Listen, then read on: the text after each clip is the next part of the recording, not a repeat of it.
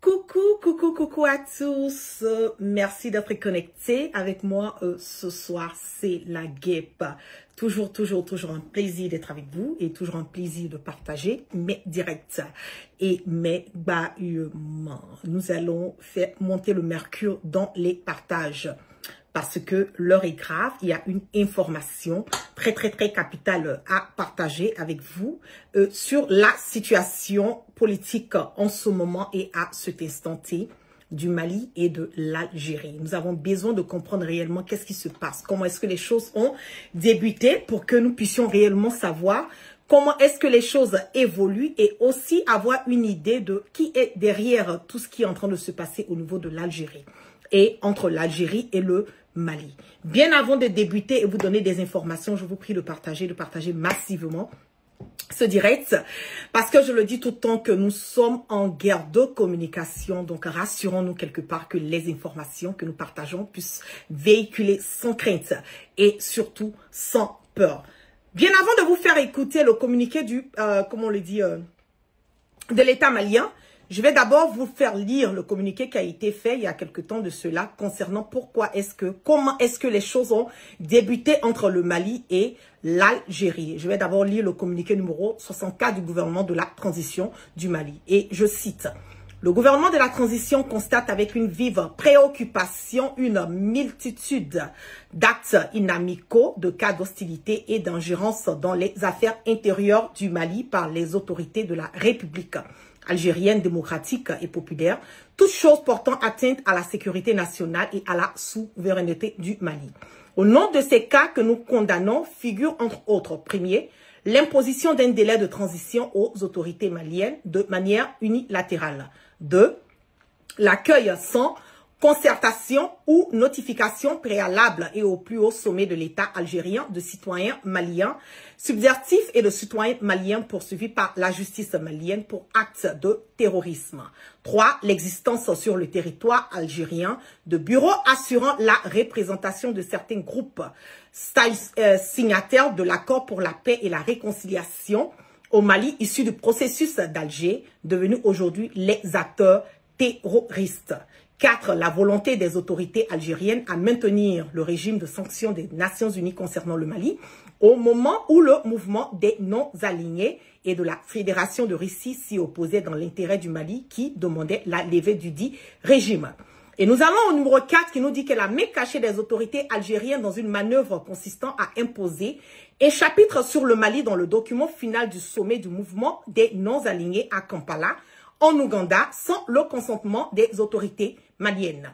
À l'argument des autorités algériennes selon lesquelles elles ne sont pas à l'initiative du chapitre contesté sur le Mali, il est utile de leur demander la raison pour laquelle elles ont été les seules à s'opposer au niveau des experts à l'amendement proposé par le Mali en affirmant que toute modification de la rédaction contestée devrait recueillir au préalable l'assentiment des autres autorités algériennes. Après analyse de ces cas, il ressort une perception erronée des autorités algériennes qui considèrent le Mali comme une arrière-cour ou un État paillasson sur fond de mépris et de condescendance.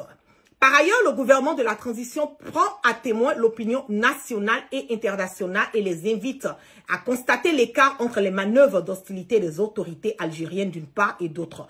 La responsabilité qui leur incombe au moment où elles siègent au sein du Conseil de sécurité des Nations Unies. L'insistance chargée principalement du maintien de la paix et de la sécurité internationale.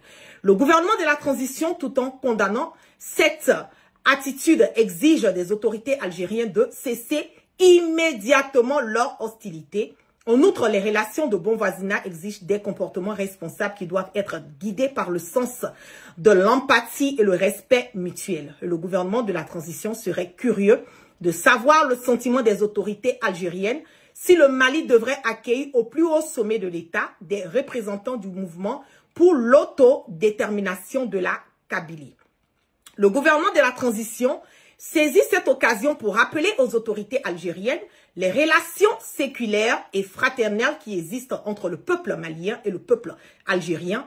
L'un des points majeurs de l'amitié entre les deux frères remonte à la guerre d'Algérie lors de laquelle le Mali a notamment offert son territoire comme base arrière aux Moudjahidines, ouvrant ainsi un front sud.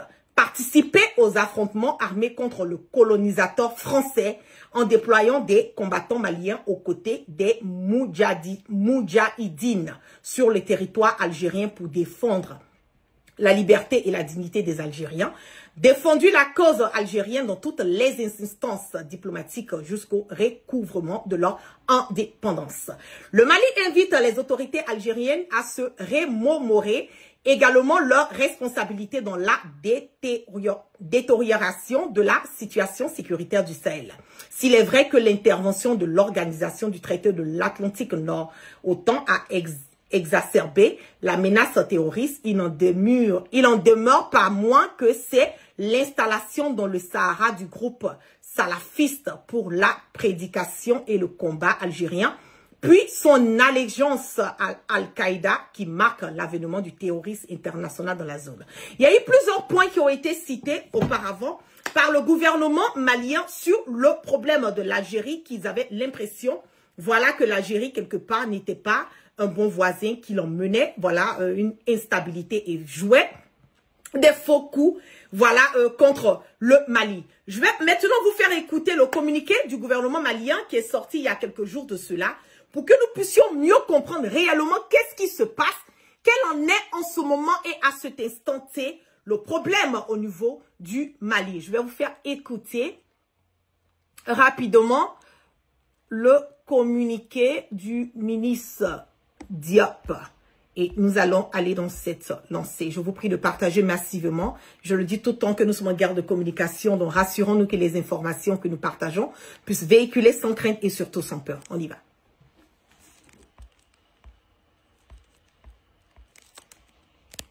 Sur ce plateau, le ministre des Affaires étrangères et de la coopération internationale, Abdoulaye Diop, bonsoir. Bonsoir, madame Kamara. Avec vous, un communiqué de la présidence de la Confédération de l'AES. En effet, sur instruction des plus hautes autorités de notre pays, j'ai l'insigne honneur de délivrer le communiqué du Collège des chefs d'État de la Confédération des États du Sahel, AES. Le Collège des chefs d'État de la Confédération AES regrette la destruction d'un drone des forces armées et de sécurité de la République du Mali, immatriculé TZ98D, suite à un acte d'hostilité du régime algérien, dans la nuit du 31 mars au 1er avril 2025, à Tinzawaten, cercle d'Abbé Bara, dans la région de Kidal. Le Collège des chefs d'État de la Confédération AES rappelle qu'en application de sa décision en date du 22 décembre 2024, il a décidé, entre autres mesures, de faire de l'espace confédéral un théâtre unique d'opérations militaires. Par conséquent, le Collège des chefs d'État de la Confédération AES considère la destruction du drone des forces armées et de sécurité maliennes comme étant une agression visant tous les États membres de la Confédération AES et une voie perfide de promouvoir le terrorisme ainsi que de contribuer à la déstabilisation de la région. Cet incident est d'autant plus grave qu'il ressort des conclusions de l'enquête que la destruction du drone a empêché la neutralisation d'un groupe terroriste qui planifiait des actes terroristes contre l'AES. Le Collège des chefs d'État de la Confédération de l'AES condamne avec la plus grande énergie cet acte irresponsable du régime algérien en violation du droit international et à rebours des relations historiques et fraternelles entre les peuples de la Confédération AES et le peuple algérien. En outre, le Collège des chefs d'État de l'AES décide de rappeler pour consultation les ambassadeurs des États membres accrédités en Algérie. Le Collège des chefs d'État de l'AES, d'une part, rappelle au régime algérien que l'éradication du terrorisme demeure une lutte existentielle pour l'AES. D'autre part, exige de lui d'adopter une posture constructive et de contribuer enfin à la promotion de la paix et de la sécurité dans notre région. Enfin, le Collège des chefs d'État de la Confédération AES rassure les populations que les forces de défense et de sécurité demeurent pleinement mobilisées pour assurer leur sécurité et défendre l'intégrité de l'espace confédéral. Fait à Bamako, le 6 avril 2025, général d'armée Assimi Goïta, président de la transition, chef de l'État de la République du Mali, président de la Confédération des États du Sahel, AES. Je vous remercie. Merci bien, monsieur le ministre.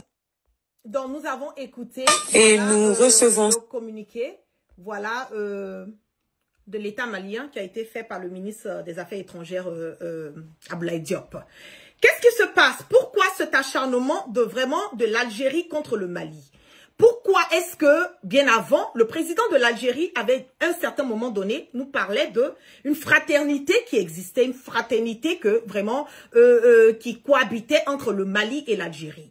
Et tout ça a commencé à changer le moment où les accords d'Alger ont été rompus par le Mali, parce que le Mali s'est rendu compte à un certain moment donné que l'Algérie ne faisait pas un franc jeu et que l'Algérie, bien au contraire, était un pays qui aidait, voilà, quelque part à l'installation, voilà, des terroristes au niveau du Mali.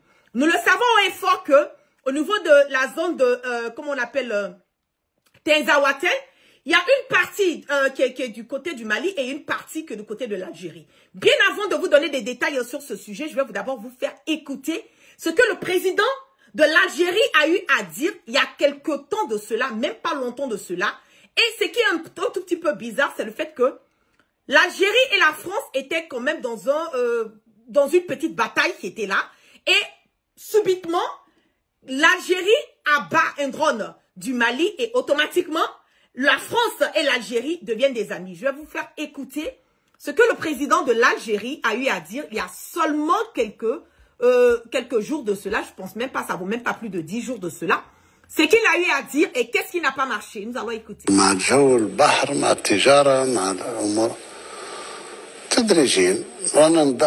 sommes en train de rattraper tout ce que nous avons perdu dans nos relations avec notre continent, le reste de notre continent. On reste justement sur le continent, Monsieur le Président. Vous avez évoqué la région du Sahel. Alors vous n'êtes pas sans savoir que cette région est marquée par de grands défis, paix, stabilité et développement. Comment se met en place aujourd'hui la stratégie algérienne dans cette région et comment faire pour qu'elle puisse être plus efficace? La stratégie, ça dépend de ce que vous entendez par stratégie. Je pense que nos frères maliens ont compris que l'Algérie était un frère, que l'Algérie n'était pas uniquement un voisin. Et que l'Algérie n'a jamais tenté en quoi que ce soit d'imposer quoi que ce soit à nos frères maliens et encore moins de les exploiter. Ils le savent maintenant. Niger, kiff kiff. Maintenant, il y a un troisième larron qui perturbe, qui lâche des fake news, qui lâche des trucs. La vérité finira par triompher. L'AES existe, est une entité. Il faut travailler avec. ما عندناش يعني مشكل جوهري كان بالنسبه لشقنا في المالي ديزاكور دالجي داكور دالجي سيلفر ça reprendra ça ils veulent pas الله يسهل عليهم ces accords d'Alger ne sont pas faits pour une immixtion de l'Algérie dans les problèmes internes du Mali, non. C'est un médiateur fraternel, c'est tout. Et je crois qu'ils le savent maintenant. Ok. Mais ce que le président algérien ne veut pas dire aux Algériens, c'est que pourquoi est-ce que le drone, parce que le drone qui a été, comment on appelle, bombardé, c'est un drone malien et 100% malien. C'est ça aussi qui est la vérité. Il n'y a rien. Vous savez bien que l'Algérie et le Maroc, il y a vraiment, voilà, une très mésentente. Ce sont vraiment des rivaux, l'Algérie et le Maroc. Mais pourquoi est-ce que le drone a été bombardé? Et le drone qui a été bombardé est un drone malien. maliens qui se trouvaient sur le territoire malien. Selon les informations que j'ai reçues, c'est que le drone qui a été bombardé empêchait une activité où l'État algérien est en train de protéger des officiels terroristes djihadistes qui est en train de planifier une déstabilisation au niveau du Mali. Et quand les Maliens ont su ça, ils ont fait venir leur drone. Et les Algériens ont fait tomber ce drone parce qu'ils ne voulaient pas que les drones n'aient pu s'abattre sur la zone qui était complètement assiégée par le gouvernement malien. Et on allait se rendre compte que parmi les personnes qui allaient peut-être perdre leur vie, il y aura des personnes, il y aura des Algériens dedans. Et comme ils ne voulaient pas cela, ils étaient obligés de faire descendre. Mais ce qui est encore bizarre, et ce qui est encore, comme on le dit, on n'arrive pas à comprendre, mais qui est clair, net et limpide, c'est que l'Algérie a bombardé, n'est-ce pas, le drone qui se trouvait sur le territoire malien. Et quelques jours après, l'Algérie a renoué ses amitiés avec la France. Cela nous emmène à comprendre que la France est le pion essentiel dans cette guerre entre l'Algérie et le Mali. Parce qu'aujourd'hui, nous le savons haut et fort, clair, net et limpide dans la tête de tout un chacun que la France a perdu le combat au niveau du Sahel. La France se rend compte que le Mali, le Burkina et le Niger, ils ne n'ont plus d'accès. La Côte d'Ivoire, qui était supposée apporter l'apport à la France, n'arrive pas à aider la France sur certains points. Aujourd'hui, quel est le pays qui peut emmener, qui peut aider quelque part la France? Et le pays qui est plus apte à le faire, qui est un pays limitrophe du Mali, est l'Algérie. Je vais vous montrer ici rapidement ce que Emmanuel Macron a eu à dire. Un long échange, franc et amical. Voici les termes utilisés pour décrire l'appel téléphonique hier entre Emmanuel Macron et Abdelmadjid Tebboune. Après des mois de crise, le Quai d'Orsay exprime dans un communiqué la volonté de la France de renouer les liens avec l'Algérie. Les deux présidents sont convenus que la force des liens unissant la France et l'Algérie, les intérêts stratégiques et de sécurité, les défis et crises auxquels l'Europe, la Méditerranée et l'Afrique étaient confrontés, exigeaient le retour à ce dialogue d'égal à égal.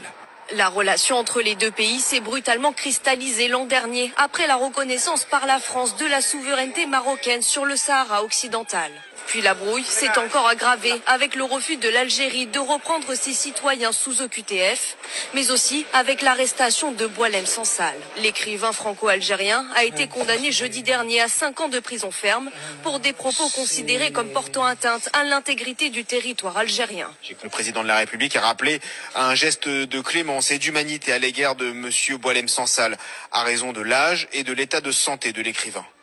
Les deux présidents ont aussi marqué leur volonté de poursuivre et finaliser le travail de mémoire, ainsi qu'une reprise sans délai de la coopération sécuritaire. Emmanuel Macron et Abdelmadjid Tebboune ont arrêté le principe d'une rencontre prochaine. Ok. De vous à moi. Vous avez écouté le reportage, mais vous avez écouté le reportage, mais il y a un élément qui est très important dans ce qui a été dit dans ce reportage. La France nous parle des contacts stratégiques sur le Sahel. Est-ce qu'on peut parler de contacts stratégiques sur le Sahel sans les États du Sahel? De vous à moi. Est-ce que la France peut nous parler d'un volet sécuritaire sur le Sahel sans les États du Sahel? C'est impossible. C'est impossible. Cela nous emmène à comprendre que la France est dans un plan machiavélique. Et ce plan machiavélique est en train d'être opéré à travers l'Algérie. Parce que le drone qui a été bombardé par l'Algérie était à 9 km à l'intérieur du territoire malien. Donc aujourd'hui, nous ne pouvons pas accepter que l'Algérie puisse devenir un État voyou, un État bandit, un État djihadiste, un État terroriste qui est en connivence avec la France parce que, quelque part, elle cherche à assurer ses intérêts et la France aussi, vice-versa. Mais le vrai problème de tout ça, comme je l'ai dit au départ, selon les informations que j'ai reçues, l'Algérie a été en téléchargement avec des officiels djihadistes, terroristes,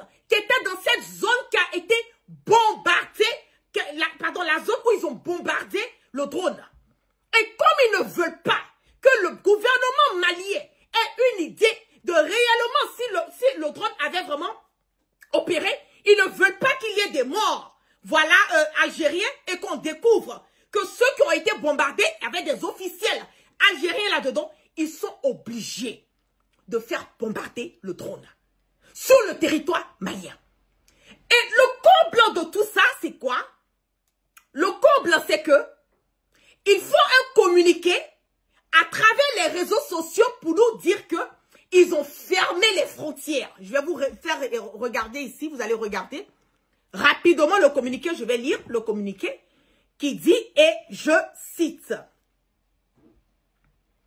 l'Algérie décide de fermer son espace aérien au Mali.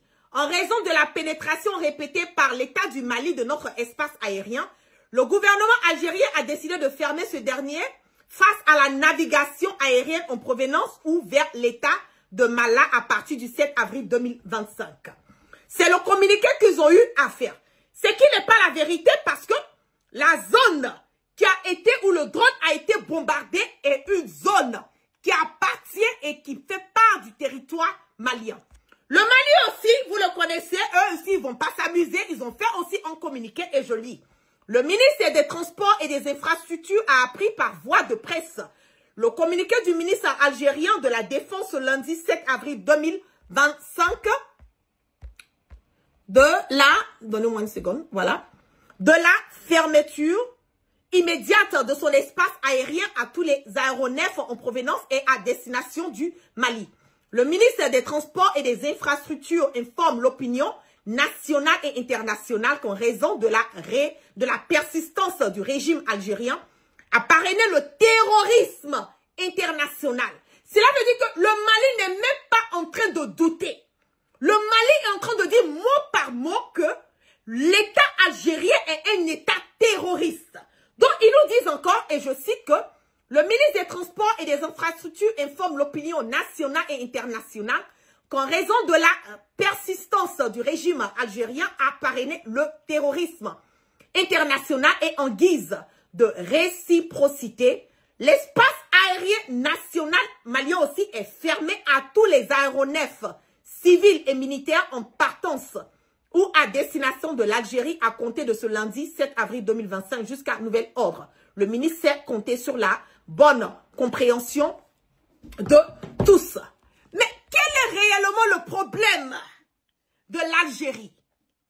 Pourquoi est-ce que l'Algérie a aussi une haine, je peux le dire ainsi, contre les Maliens? La guêpe allait faire ses recherches, je vais vous laisser écouter, déguster ce reportage et nous allons mieux comprendre réellement ce qui se passe avec l'Algérie contre le Mali. On y va. Parce qu'il y a beaucoup de gens qui me demandent, mais pourquoi y a-t-il de telles tensions entre l'Algérie et le Mali? Et je vais vous expliquer. Comme vous le savez, le Mali, quand il était plus ou moins sous la coupe de la France, jusqu'à il n'y a pas très très longtemps, hein, faut pas se mentir, eh bien le Mali était parmi les pays les plus pauvres, alors que son sous-sol regorgeait de gaz et de pétrole. Et on s'aperçoit que dans la zone de Kidal, qui était contrôlée par la France depuis très longtemps, où il y avait également les terroristes, et que les terroristes avaient comme but d'empêcher les Maliens d'approcher, alors terroristes, non de terroristes que le nom, on vient de s'apercevoir de quelque chose, et c'est les Maliens qui s'en sont aperçus après le départ des Français. Donc on va être très clair, la France joue un rôle majeur dedans. Eh bien on s'aperçoit que les puits de pétrole ont été creusés, des gisements de gaz ont été exploités par l'Algérie avec des pipelines et des gazoducs allant de la région Kidal vers l'Algérie, où ils se reliaient au réseau algérien pour alimenter leurs clients avec du pétrole qui ne leur appartenait pas. Oui, la France est complice, mais c'est bien l'Algérie qui l'a fait. Et pourquoi l'Algérie, quand les Français ont dit on s'en va, ils ont tout de suite fait monter la sauce terroriste pour éviter que le Mali s'aperçoive que depuis probablement des décennies, le gaz algérien et le pétrole algérien étaient maliens. Forcément, les Maliens l'ont mal pris. Ils en veulent à Paris et ils ont raison. Donc vous avez compris, hein? Tout le problème de l'Algérie contre le Mali, c'est le fait que le Mali se rend compte aujourd'hui que le gaz et le pétrole du Mali est volé par l'État algérien et en même temps, c'est la France qui en profite. Donc, pourquoi est-ce que aujourd'hui, la raison fondamentale du fait que l'Algérie ne veut pas sentir le Mali, ne veut pas, comment on appelle, veut se rallier, voilà, à la France et utiliser un peu le volet, voilà, faire chercher à faire des histoires et tout, c'est parce qu'ils ont perdu quelque chose qui était important. Ils volaient de l'or, ils volaient le gaz, ils volaient le pétrole pendant des années et des années, des décennies et des décennies. Aujourd'hui, on leur a tout coupé. Et le fait qu'on leur coupe tout là, directement, ça agit sur la France. Et la France a tout perdu au niveau du Sahel. La France a perdu le Mali. La France a perdu le Burkina. La France a perdu aussi, comme on appelle, le Niger. Donc aujourd'hui, la France n'a pas d'alliés. La France n'a pas quelqu'un sur qui compter au niveau de l'Afrique aujourd'hui qui peut l'aider à pouvoir retrouver ce qu'elle a perdu. Donc la seule et l'unique personne qui est frontière, qui est à côté du Mali, indirectement ou directement, est l'Algérie. Et comme l'Algérie aussi a une frustration de fait qu'on leur a coupé, voilà, tous ces vivres, ils veulent maintenant en profiter et s'allier à la France et s'aimer le bordel et la zizanie au niveau du Mali. Mais je le dis ouais, et fort que le Mali d'hier n'est pas le Mali, d'aujourd'hui. Le Mali d'aujourd'hui, là, le Mali de Assimi Goïta est un Mali qui est prêt à tout. Et il ne faut pas que l'Algérie oublie. Le jour que l'Algérie va s'amuser à attaquer le Mali, ce sera vraiment l'Algérie contre le Mali, l'Algérie contre le Niger, l'Algérie contre, comment on appelle, le Burkina. Et si la France, par ricochet, arrive ou veut se gérer, ça sera la France contre la Russie. Je le dis ouais et fort, parce qu'aujourd'hui, là, les Africains sont fatigués. Nous voulons la paix, nous voulons l'amour, nous voulons la cohésion. Nous voulons profiter de nos ressources. Le Mali a traversé des moments durs pendant des décennies et des décennies. Aujourd'hui, par grâce à Assimi Goïta et à son gouvernement, le Mali arrive aujourd'hui à pouvoir s'en sortir. Le Mali a pu gérer le fléau du terrorisme. Aujourd'hui, nous avons Kidal. Kidal qui était une zone où le gouvernement malien, où l'armée malienne, les femmes ne pouvaient même pas avoir accès à Kidal. Aujourd'hui, on a pu récupérer Kidal. Donc, cela veut dire quelque part que le gouvernement et l'armée malienne est une armée qui est puissante. Si l'armée malienne a pu récupérer Kidal, nous savons très bien qui était à Kidal. Nous savons très bien qui donnait les armes à Kidal. Nous savons très bien qui finançait les terroristes, les djihadistes, les fouteurs de merde au niveau de Kidal. Si le Mali a pu récupérer Kidal, cela veut dire que le Mali a la possibilité, et je mets quiconque au défi, de pouvoir se défendre. Si l'Algérie s'amuse à vouloir attaquer le Mali, je le dis haut et fort que ce sera une surprise désagréable pour le Mali. Et si la France essaie de s'ingérer, encore double surprise désagréable pour la France. Et c'est ce qu'ils sont en train de faire. Parce que moi, je ne peux pas comprendre. Il y a 10 jours de cela, que le président algérien a dit que le Mali ils n'ont pas de problème avec le Mali. Que le Mali est un pays frère. Et automatiquement, quelques jours après, on bombarde, comment on appelle, un drone malien sur le territoire malien. Et après avoir bombardé cela, quelques jours après, l'Algérie rentre comment on appelle, en parfaite entente avec la France. Est-ce que c'est une manière de nous montrer, ou bien l'Algérie a fait cela pour montrer à la France que je ne suis plus avec le Mali, je suis maintenant avec vous, je suis prêt à aller dans votre sens et je suis prêt maintenant pour qu'on puisse reprendre nos hostilités. Parce que c'est ça seulement, cela peut expliquer la raison pour laquelle l'Algérie a eu à faire tomber ce drone. Et je dis encore, la deuxième raison, c'est le fait que, et le Mali l'a dit, le Mali n'est pas passé par deux chemins. Le gouvernement malien a dit que c'est une histoire de terrorisme. Voilà. Donc, Cela veut dire que le drone a été bombardé parce que dans cette zone-là, les Algériens étaient en train de couvrir des terrors, des officiels algériens terroristes étaient là-bas dans cette zone. Ils étaient en train de couvrir des terroristes là-bas. Donc il fallait bombarder ce drone-là. Si ce drone n'était pas bombardé là, on allait prendre grâce de ce qu'ils étaient en train de faire. Ils ne voulaient pas ça. Sinon que le drone là, c'est à 9 km sur le territoire malien. Et aller bombarder un drone sur le territoire malien, ça c'est une déclaration de guerre. Directement, c'est même pas directement, c'est directement. Et je sais que le gouvernement algérien est en train de chercher des histoires au peuple, au gouvernement malien, à travers ce qu'ils ont fait là, pour pouvoir aider la France. Parce que la France a tout perdu. La France est en perte de vitesse. C'est ça qui est la vérité. Pour ceux qui viennent de se connecter sur mes différentes plateformes, je vais vous faire écouter encore quelles sont les raisons pour lesquelles l'Algérie déteste le Mali. Parce qu'il y a beaucoup de gens qui me demandent, mais pourquoi y a-t-il de telles tensions entre l'Algérie et le Mali? Et je vais vous expliquer.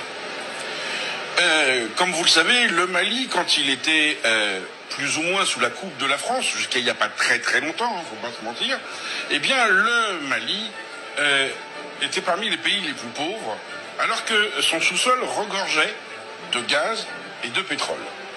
Et on s'aperçoit que dans la zone de Kidal, qui était contrôlée par la France depuis très longtemps, où il y avait également les terroristes, et que les terroristes avaient comme but d'empêcher les Maliens d'approcher, alors terroristes, nom de terroristes que le nom, on vient de s'apercevoir de quelque chose, et c'est les Maliens qui s'en sont aperçus après le départ des Français. Donc on va être très clair, la France joue un rôle majeur dedans. Eh bien on s'aperçoit que les puits de pétrole ont été creusés, des gisements de gaz ont été exploités par l'Algérie avec des pipelines et des gazoducs allant de la région de Kidal vers l'Algérie, où ils se reliaient au réseau algérien pour alimenter leurs clients avec du pétrole qui ne leur appartenait pas. Oui, la France est complice, mais c'est bien l'Algérie qui l'a fait. Et pourquoi l'Algérie, quand les Français ont dit on s'en va, ils ont tout de suite fait monter la sauce terroriste pour éviter que le Mali s'aperçoive que depuis probablement des décennies, le gaz algérien et le pétrole algérien étaient maliens. Forcément, les Maliens l'ont mal pris. Ils en veulent à Paris et ils ont raison. C'est ça qui est la vérité. Donc, ils ont tout perdu, la France a tout perdu, et maintenant, c'est la débande. Tout le monde veut en profiter du Mali. Je le dis qu'à Bana, c'est fini, c'est Huawei. Ce que vous avez bouffé dans le temps passé, ce que vous avez volé, voilà, les ressources du sous-sol malien, je pense que c'est la fin aujourd'hui. Chacun profite de son propre sous-sol. Pour des personnes qui sont en train de nous parler et nous dire que oui, voilà, le Mali n'a pas réagi, mais je le dis, tout est une question de temps. Voilà. Le Mali, il est lent. Les Maliens sont lents, mais quand ils vont réagir, vous serez très étonnés. Et c'est une histoire de diplomatie. On ne peut pas aller attaquer l'Algérie comme ça. Ils savent ce qu'ils sont en train de faire. Et j'invite le peuple malien à toujours rester focalisé et apporter toujours leur soutien au gouvernement de Assimi Goïta. Et toujours comprendre que aujourd'hui, là, le combat que le gouvernement de Assimi est en train de mener est un combat digne. Est un combat de vraiment, je ne sais même pas comment expliquer. C'est qu'aujourd'hui, nous avons pu, les Maliens arrivent quand même à survivre, à vivre de ce qu'ils ont, en profiter de leur sous-sol. Donc, c'est une occasion pour les Maliens de toujours apporter leur soutien inconditionnel au général Assimi Goïta et à son gouvernement qui, by the way, je leur dis encore mes félicitations parce que si vous voyez que l'Algérie arrive à se mettre dans cet état, cela veut dire quelque part que ils ont tapé où ils devaient taper. Et dès le départ, ils ont vu clair, ils ont vu un peu la manigance de l'Algérie et ils ont compris le jeu de l'Algérie qui était un jeu qui n'était pas franc. Donc, nous allons regarder, voilà, l'évolution des choses. Je pense que dans ces jours à venir, le gouvernement malien aura des communiqués à faire et je suis à l'écoute pour revenir et ressortir, vous donner les informations au fur et à mesure que je les détiens. Donc, sur ce, Merci à toutes les personnes qui sont restées connectées avec moi ce soir. Que la grâce de Allah subhanahu wa ta'ala soit sur tout un chacun et que Dieu dans sa miséricorde qui continue de pardonner nos péchés et qui nous emmène le sens du discernement. Bravo, bravo, bravo encore au peuple malien. Bravo au gouvernement malien. Bravo à Assimi Goïta. Bravo aussi à son premier ministre Maïga. Et parce que faut le reconnaître, hein, ce monsieur est arrivé en si peu de temps. Regardez tout ce qu'il est en train de faire. Je vois vraiment que les choses sont en train d'aller vraiment dans une très bonne lancée. Et j'encourage toujours le peuple malien à apporter leur soutien inconditionnel à leur premier ministre Abdoulaye Maïga et à tout son gouvernement. Bravo à tous et excellente soirée. Peace and love depuis ma base Guépa. Prenez soin de vous. Peace and love. La première chose, abonnez-vous à cette page. Cliquez sur le bouton s'abonner qui s'affiche juste en bas. Et la deuxième chose, cliquez sur la cloche de notification pour ne rater aucune des vidéos que je publie ici très régulièrement. Retrouvez KDV Africa sur YouTube, Facebook, TikTok.